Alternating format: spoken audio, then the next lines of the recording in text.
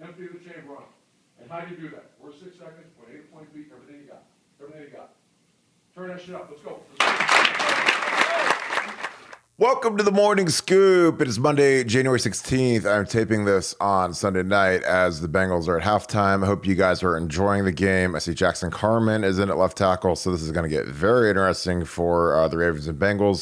It's going to talk a little bit about offensive line recruiting, the weekend recruiting that is coming up. The CJ Stroud decision likely to be announced today that he's declaring for the NFL draft. It was fun while it lasted, but you never know. I know that Athletes First is expecting him to declare. So it's Kyle McCord time. It's Devin Brown time. What is up? Now, Condies, I apologize. Taking you guys' questions real quick. I do not think CJ is staying. I think that he's going to declare tomorrow. I will happily be wrong. If I'm wrong by some miracle, that'd be great. I do not see him staying. It would be it'd be a good story. I think it'd be a huge move if he did stay. I've said it multiple times. It didn't hurt Justin Herbert.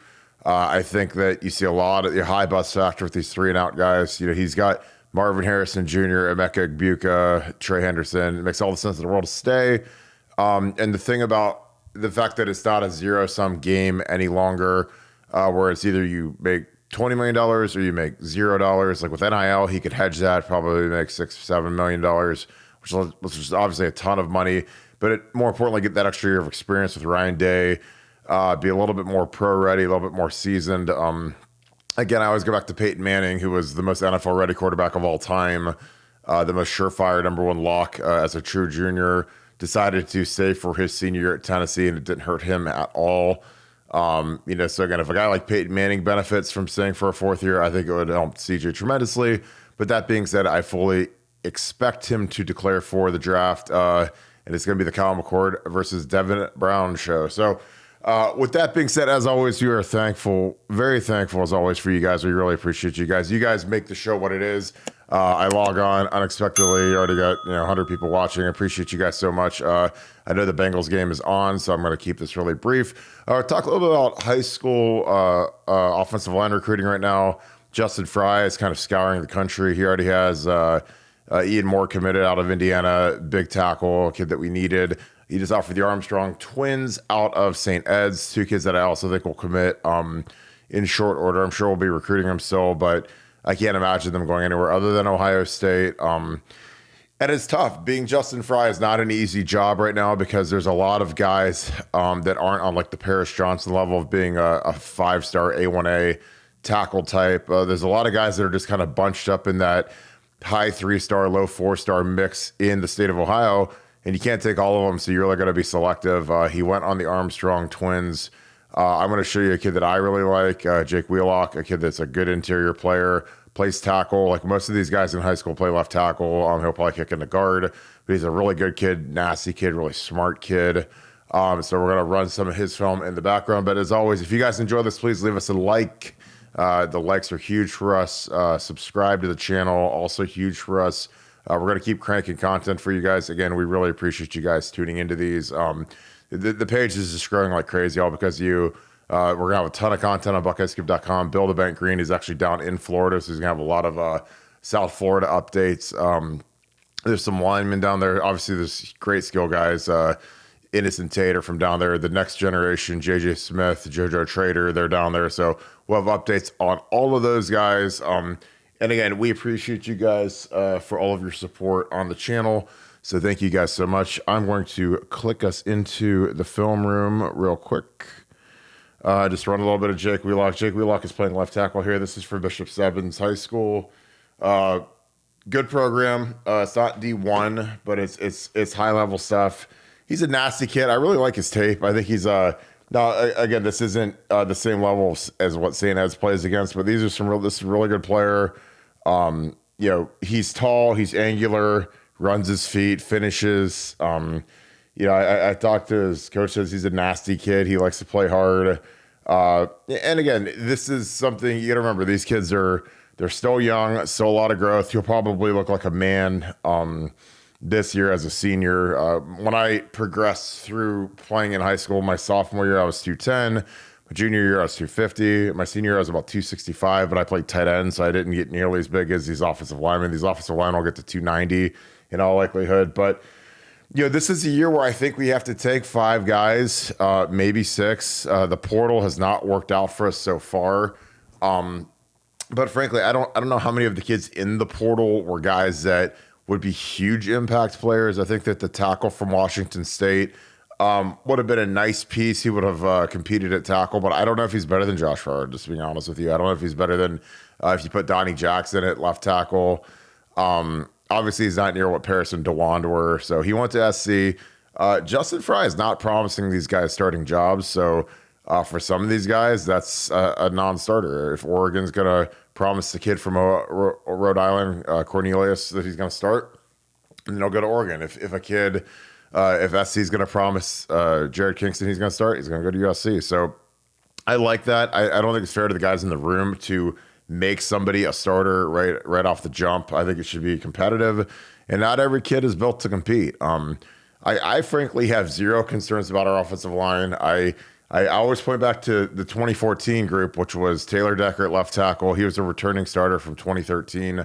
And then, your left guard was Billy Price, 0 career starts, redshirt freshman, very young. Jacoby Bourne was a junior. Again, no career starts, very young. Pat Elflein was a kid that started a couple games. Marcus got thrown out of that Michigan game for the double bird. And then I'm not sure if Pat started the Big Ten championship. I feel like he did when we lost to Michigan State. And then Marcus played the Clemson game. So Pat had basically one start, and he played the majority of that 13 game. Then you had Daryl Baldwin, who had no career starts, was a kid that was basically kind of tossed aside, came in as a defensive tackle. We actually converted him to tackle when I was a graduate assistant in 2012. He was one of the guys at Urban Meyer. He dealt me Reed Fragel and Daryl Baldwin.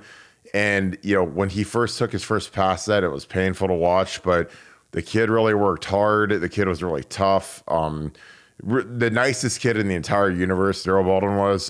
Tremendous length, 6'7", but just not a great athlete in terms of his flexibility. He was an extremely stiff kid, but a really nice kid. And he worked really hard at it. And guess what? With that line that everybody in the world was worried about, and most people thought there's no way we could ever do anything with, no way we could beat Bama or Georgia with them.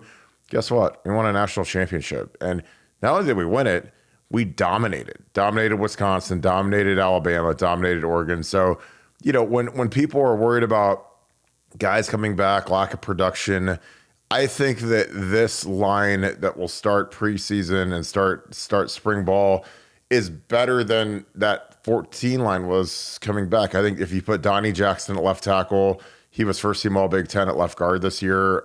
So you slide him out to left tackle, figure out what you want to do with your guards. Obviously, I'd put Enoch in somewhere. I'd put Matt Jones either at center or at guard, Jacob James potentially at center or guard, right tackle. I'll put Josh Fryer. So, that's not as high heralded and as sexy of a unit as having Paris. Obviously, you always want to have a Paris Johnson in a left tackle, but Paris is the best left tackle we've had since Orlando Pace. And there aren't many Paris Johnsons walking around on earth right now. So, DeWand was a project. He was a guy that was a 3-star guy that we were able to slot him into the lineup last year, and he blossomed into a guy that's going to be probably a mid-round draft pick. I'd probably say he's going to go in the third or fourth round, depending on how he tests, depending on how he does at the Senior Bowl. There's a lot of variables with DeWand. Paris is a kid that has no ceiling. I could see him going as high as the top 5. There's no way he gets out of the top 15, in my opinion. I honestly, if you put a gun to my head, say top 10 for sure. Again, he'll interview very well. He's a very mature kid. Obviously has a great foundation that deals with veterans. He graduated. His mom, Monica Daniels, is about as good of a job as raising and having a plan as you ever could for a kid. So I think that speaks well to the recruiting, the development of the offensive line at Ohio State. And that's why I don't worry about missing on portal kids. A lot of these portal kids, they don't have starts, or they started at a smaller program. So they played really well against really bad competition. So you always worry about how that will translate to playing at Ohio State. Like Rhode Island is a giant step up to Ohio State. So I think we'll be fine. And with our skill guys, I think those guys will help make us look good. I think you can gin it up, help it out a little bit. So It'll be good. But yeah, Jake Wheelock is a kid that is he's a kid that I think that we eventually end up offering. I think he's gonna have to come camp. Here he's on a nice reach block. Again, runs his feet. And again, it's always interesting to see how these juniors look as they gain some weight over the offseason. They gain, another 15 pounds of muscle, reshape their body. I mean, Jake's a really lean kid, so there's not a lot of reshaping, but it's always interesting to see how kids take advantage of the weight room from, really December. A lot of these kids are done in November, going into December, and then when you see them again in camp, which is usually around like the May, June-ish period, some of these kids can look totally different. They can look 15, 20 pounds heavier, much stronger functionally. Again, like if a kid walks in weighing 285 as a junior, when he walks in as a senior, he might weigh 285, but he might be much more muscular, much more fit. So it's really on the kids to put in the work and just grind and do that. So I just wanted to run Jake's film. I'm going to do the Armstrong brothers. Gonna have Brandon Innes on the show. I'm really excited about that. I'll probably do that on Tuesday because he wanted to do it today, but I didn't want to miss the NFL games, and he didn't either. He's a big Ravens fan, so we're going to have some big-time guys coming on the show in the offseason. I'm also going to get some of my former teammates on the show. I'm gunning for Santonio Holmes, who'd be a great guy to have. I'm going to have Ted get on again, Troy Smith. So we're going to fill this thing out. Any quick questions since you guys are on here? This is Jake Wheelock, Bishop Sevens. So that's who you guys are watching. I apologize. I said that at the beginning, and I know some of you guys came in after. But he's a kid. He's a 3-ish, 4-ish star. I'd say he's probably like a low 4-star. I would love to work with a kid like this because I know that he's a really tall, angular kid. He kind of reminds me of Taylor Decker. He's not as tall as Taylor. Taylor was about 6'7". But his body frame, his ankle bend is very similar to what Taylor was, and he's a really smart kid. He's a 3.95 GPA, honors student.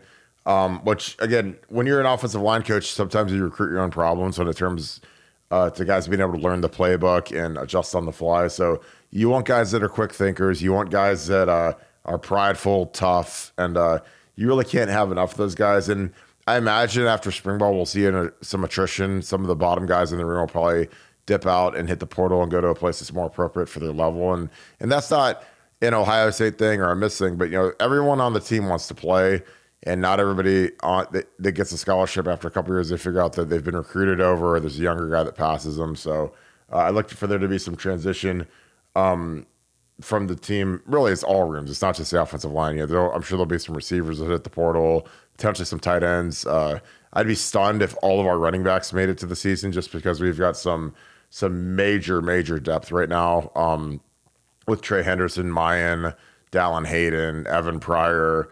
I don't know what they're going to do with Chip, if they're going to keep him at linebacker. But at linebacker, we only play 2, and they're both back. So it's going to be interesting to see kind of the gyrations. But yeah, this is Jake Wheelock, Bishop Stebbins. He's a guy that I know Justin Fry loves. Ryan Day actually went and visited his high school this past weekend, this past week, to let him know they're very interested. And he's kind of right on the verge of getting offered by Ohio State, which I think he would accept almost immediately. So, but yeah, I like his film. Like I said, he's a nice puzzle piece. I really like him on defense. Now, again, I'm not saying he'd be a defensive tackle for Ohio State, but he's very disruptive. He gets up the field, very hard to block, plays both ways.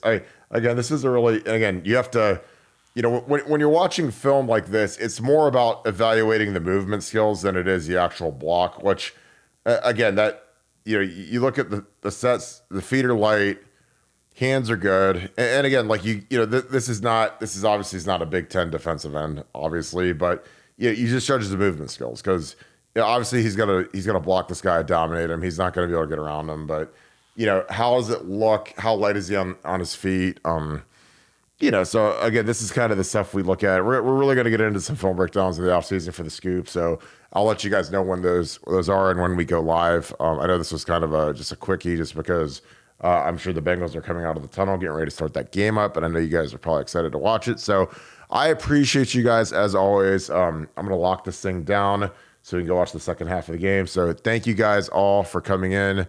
Again, appreciate you guys as always. So if you could give this thing a like, that would be huge for me. Thank you guys so much. I will talk to you guys Tomorrow, I'll be on BuckeyeScoop.com for the second half of the Bengals game. So if you guys are on there, we have a game thread going. Jackson Carman in at left tackle.